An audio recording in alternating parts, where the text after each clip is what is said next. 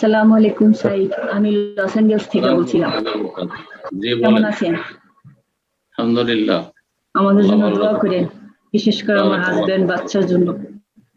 সাইদ, আল্লাহ আমার কথা হচ্ছে রব্বুল আলামিন সহি সালামত রাখো দিনের উপর।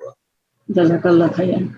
আমার কথা হচ্ছে যে আমরা তো কোরআন পড়ি রেগুলার, এই ফজরের সময় এই সূরা ইমরানের শেষ 10 রাকাত 10 আয়াত এবং মাগরিবের পরে বা ইশারের আগে মূল, তারপর আবার রেগুলার প্রতিদিন 1 পাতা 2 পাতা অর্থ সহ পড়ি, খতমও করি।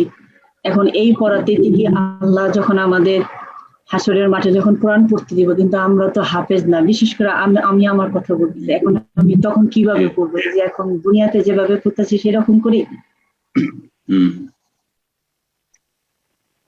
জি, কোরআন তেলাওয়াতের সবচেয়ে উত্তম হচ্ছে, এবং সেটাই জরুরি, যে কোরআন অর্থ বুঝে পড়বেন। বিনা অর্থে শুধু তেলাওয়াত নেকির আশায় পড়বেন না, কারণ কোরআন শুধু নেকি সওয়াবের জন্য যে 1 অক্ষরে 10 নেকি নেব এই জন্য আল্লাহ নাযিল করেননি। কিতাবুন আনজালনাহু ইলাইকা মুবারাকুন লিয়াদাব্বারু আয়াতি, আল্লাহ বলছেন এই কিতাব আনজালনাহু ইলাইকা, নবী তোমার কাছে আমি নাযিল করেছি, মুবারাকুন তা বরকতময়, লিয়াদাব্বারু আয়াতি যাতে করে তার আয়াতগুলো নিয়ে গভীরভাবে তারা চিন্তা করে, ওয়ালিয়াতাযাক্কারা উলুল আলবাব আর জ্ঞানীরা যাতে করে সেখান থেকে উপদেশ গ্রহণ করে। তাহলে কোরআনের উদ্দেশ্য হচ্ছে, কোরআন পাঠের উদ্দেশ্য হবে তাদাব্বুরে আয়াত, আয়াতগুলি নিয়ে গভীরভাবে একটু চিন্তা করা, তরজমা তাফসীর কি আল্লাহ বলছেন, আমাকে সম্বোধন করছেন, আর সেখান থেকে আমি কি উপদেশ নিয়ে আমি নিজে সংশোধন করতে পারলাম, আমার নিজের জীবনে কি উন্নতি করতে পারছি, আমি কতটা আমি অগ্রগামী হতে পারছি, এই চেষ্টা করা।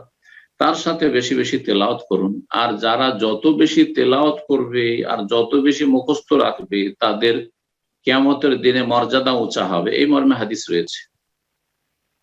বলবেন আল্লাহ রাব্বুল আলামিন বা আল্লাহর পক্ষ থেকে বলা হবে ইকরা, পড়ো, যারা যে যত বেশি পড়েছে, ওয়ারতাকি, এবং ওপরে সিঁড়িতে উঠো, লিফটে উঠো, জান্নাতের সিঁড়িতে,